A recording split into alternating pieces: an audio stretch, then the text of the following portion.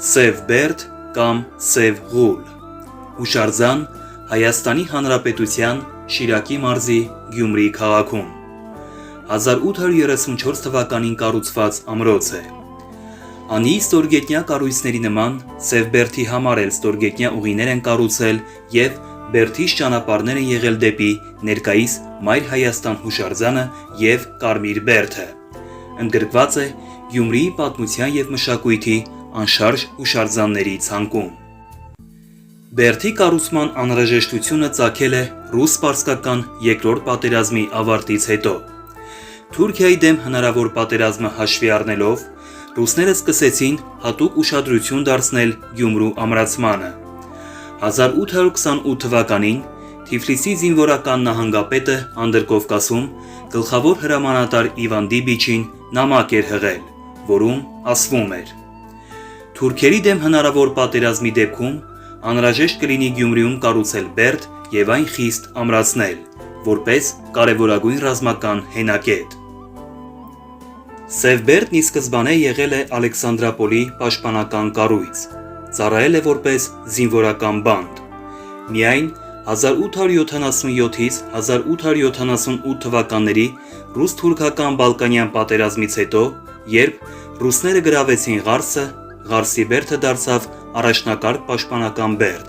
իսկ Ալեքսանդրապոլի բերդը դարձավ հրետանու պահեստարան։ Բացի հիմնական բերդից, կառուցվում է նաև առանձնացված պաշտպանական կառույցներ հիմնական կառույցից հեռու, նախամատույցների վրա, որպեսզի թշնամու առաջին հարձակումը կարողանան կասեցնել։ Պեղումների արդյունքում պարզվել է, որ այն քաղաքի ամենահին բնակելի հատվածն է։ Առաջին ուսումնասիրություններն այստեղ կատարվել են 19-րդ դարի երկրորդ կեսին, մոտ 1875 թվականին։ Հետագայում 1900 թվականին Սև Ղուլի տակ պեղումներ է կատարել գերմանացի հնակետ Գեոսները, 1907-ից 1908 թվականներին Խարատյանցը։ Պեղումներ իրականացրել է նաև Կումայրի արգելոց թանգարանի արշավախումբը։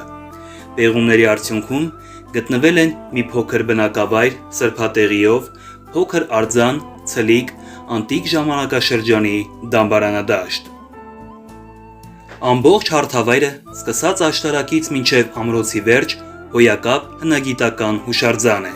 հիմնականում դամբարանադաշտ։ Բակի ներսում պեղվել է Քրիստոսից առաջ 8-ից 6-րդ դարերի թվագրության դամբարաններ։ Բերդի տարածքում սկսած բրոնզեդարյան ժամանակաշրջանից մինչև երկաթի դարաշրջան մշակութային ժառանգություն կա։ Այս պատմական հուշարձանը վերջին ժամանակներում նաև սեփականաշնորհվել է։ Ժամանակին ռուսները բերդը հանձնել էին Հայաստանի պաշտպանության նախարարությանը։ 2005 թվականին կառույցը պաշտպանության նախարարությունից գնել է Հայկ Հայրապետյանը, իսկ 2012 թվականի սեպտեմբեր-հոկտեմբեր ամիսներին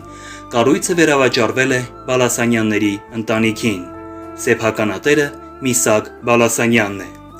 Նպատակը բերդը տուրիզմի կենտրոն դարձնելն է։ 1837 թվականին կառուցված Ալեքսանդրապոլի ամրոցը իրենից ներկայացնում է ռազմական ճարտարապետական շինությունների համալիր։ Կենտրոնական մասում Ալեքսանդրապոլ ամրոցն է,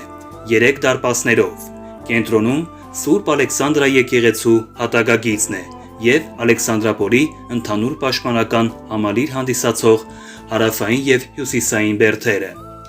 Հյուսիսային կողմում Կարմիր Բերդն է։ Հին Ալեքսանդրապոլի հատվածում տեղակայված է 102-րդ ռուսական ռազմաբազան։ Այս պատմական հուշարձանը Կումայրիի բաղկացուցիչ մասն է, որից քիչ հեռու գտնված է եղել հին բերդամրոցը 7-րդ դարի եկեղեցով։ Բերդն ունեցել է իր պարսպային մասերից անձրևներից պաշտպանող յուրահատուկ ջրահեռացման համակարգ։ Բերդի պաշտպանական համակարգի մեջ մտնում են փոքր բետոնյա ամրություններ, որոնք գնդացրային կետեր են։ Այն սկսվում է դրա շուրջ մեծ ու լայն փորվածքով։ Միջնաբերդն ավելի բարձրադիր է և գտնվում է շինության կենտրոնում։ Միջնաբերդի պատերի վրա կան նեղ և բարձր բացվածքներ, որտեղից կարելի է հրացանային կրակ բացել հակառակորդի վրա։